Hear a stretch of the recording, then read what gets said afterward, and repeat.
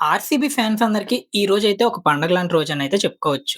రీసెంట్‌గా జరిగిన ఐపీఎల్ మ్యాచ్‌లో ఆర్‌సీబీ అయితే అద్భుతమైన విజయం సాధించింది. ఈ రోజు ఆ మ్యాచ్ హైలైట్స్ గురించైతే మనం మాట్లాడుకుందాం. ముందుగా బ్యాటింగ్ గురించి చెప్పుకోవాలి. మనందరి ఫేవరెట్ క్రికెటర్ విరాట్ కోహ్లీ గారైతే అదరగొట్టేశారు గదా! గ్రౌండ్‌లో 6లు, 4లతో అయితే రచ్చలేపారు. కోహ్లీ ఆడుతుంటే చూడటానికి 2 కళ్ళు సరిపోలేదు. మిగతా బ్యాటర్స్ గూడా చాలా మంచి సపోర్ట్ అయితే ఇచ్చారు. జీటీ ఇచ్చిన టార్గెట్‌ని ఆర్‌సీబీ వాళ్ళు 18 ఓవర్స్‌లోనే ఫినిష్ చేశారు.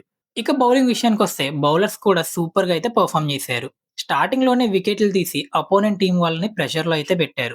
కరెక్ట్ టైంలో వికెట్లు తీసి మ్యాచ్‌ని మన వైపుకైతే తీసుకొచ్చారు. లాస్ట్ ఓవర్‌లో కొంచెం టెన్షన్ వచ్చినా బౌలర్లు చాలా కూల్‌గా మ్యాచ్‌నైతే గెలిపించారు. ఈ విక్టరీతో ఆర్‌సీబీ ఫ్యాన్స్ అందరూ ఫుల్ హ్యాపీగా ఉన్నారు. ఈ మ్యాచ్‌లో మీకు బాగా నచ్చిన మూమెంట్ ఏంటో కింద కామెంట్ చేయండి. ఈ వీడియో నచ్చితే లైక్ వేసుకోండి.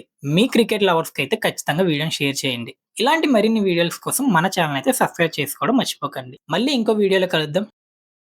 మనుషులు ఇంత క్రూరంగా ఉంటారా? 14 ఏళ్ల గోపాల్ శర్మ అనే చిన్న పిల్లాడిని అత్యంత దారుణంగా హింసించి చంపిన ఘటన ఇప్పుడు దేశవ్యాప్తంగా వైరల్ అవుతుంది. మీరు సెన్సిటివ్ పర్సన్స్ అయితే దయచేసి ఈ వీడియోని ఇక్కడే స్కిప్ చేయండి. ముందుగా ఆ పిల్లోడి బాడీ చూస్తే ఎవరికైనా గుండె తరుక్కుపోతుంది. ఆ దుర్మార్గులు గోపాల్ చేతుల్లో మేకులు దిగ్గొట్టారు. మాట్లాడకుండా నేలకు కోసేశారు. కళ్ళు పీకేసి ముఖాన్ని గుర్తుపట్టలేని విధంగా అయితే చేశారు.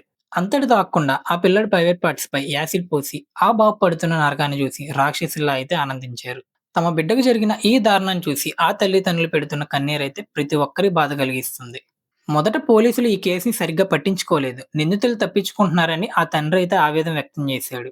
కానీ ఈ దారుణం సోషల్ మీడియాలో విపరీతంగా వైరల్ అయ్యి నేరుగా సీఎం యోగి ఆదిత్యనాథ్ దృష్టికి అయితే వెళ్ళింది.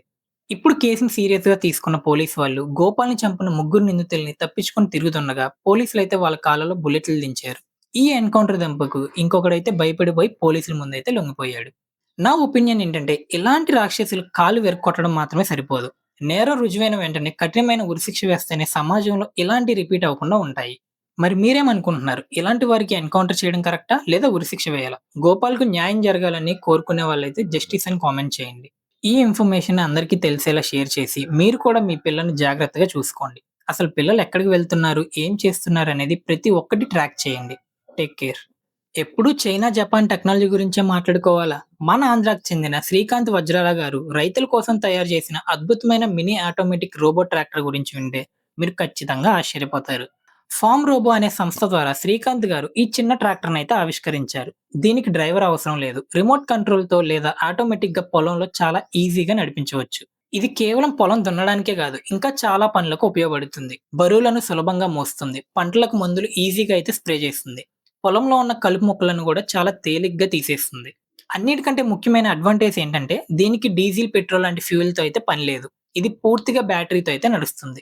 దీనివల్ల రైతులకు ఫ్యూయల్ ఖర్చులు కూడా బాగా కలిసొస్తాయి. అలానే పెద్ద ట్రాక్టర్ లాగా దీనికి ఎక్కువ మెయింటెనెన్స్ ఖర్చు కూడా అస్సలుండదు. నా అభిప్రాయం ఏంటంటే వ్యవసాయంలో పెట్టుబడుల ఖర్చులు బాగా పెరుగుతున్న ఈ రోజుల్లో తక్కువ ఖర్చులో పనులు పూర్తి చేసే ఇలాంటి టెక్నాలజీ మన రైతులకు ఎంతో అవసరం. మన రైతుల కష్టాలను తగ్గించడానికి శ్రీకాంత్ గారు పడిన ఈ తపన నిజంగా అయితే మెచ్చుకోవాల్సింది. ఇలాంటి మన లోకల్ ఆవిష్కరణలను మనం 10 మందికి తెలిసేలా ఖచ్చితంగా సపోర్ట్ చేయాలి. సో వీడియోని ఇప్పుడే అందరికీ షేర్ చేయండి.